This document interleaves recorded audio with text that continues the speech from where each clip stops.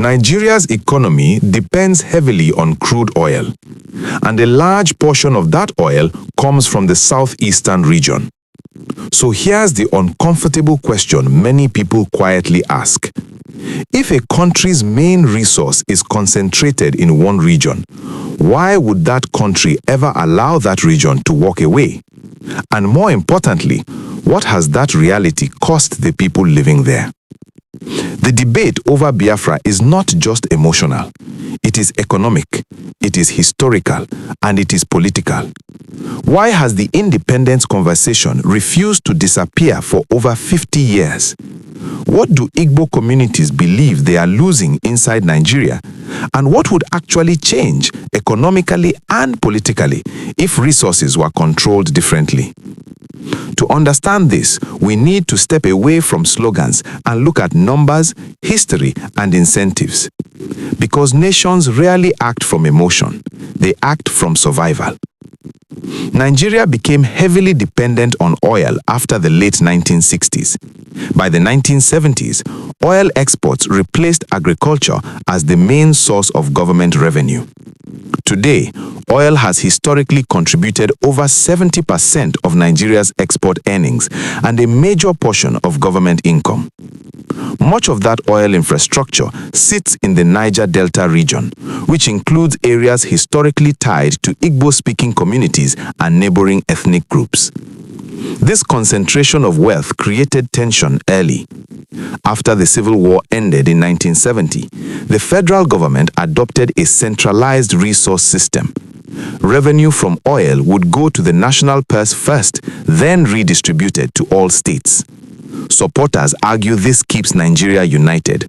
Critics argue it discourages local control and weakens regional economic autonomy. The disagreement never fully disappeared. It simply evolved into modern political debate. From a strategic perspective, no government easily releases control over its primary revenue source. Oil is not just money.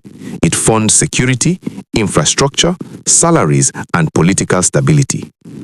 If any region holding such resources becomes independent, the economic shock could reshape the entire federation. That fear influences decision-making. But there is another side to this equation. Many southeastern communities argue that despite hosting critical infrastructure, local development has not matched the wealth extracted. This creates a perception gap. When people feel they contribute more than they receive, trust weakens. And once trust weakens, identity politics becomes louder. Here's the deeper question. Is the conflict really about separation or about fairness inside the existing structure? This question remains unresolved, which is why the conversation returns every generation. History shows a pattern. Regions rich in resources often struggle with how that wealth is shared. This is not unique to Nigeria. It happens globally. The real risk is not disagreement. The risk is silence without reform. When citizens believe the system cannot adjust, frustration becomes permanent. For everyday Nigerians, the concern is practical: jobs, infrastructure, security, opportunity for the next generation.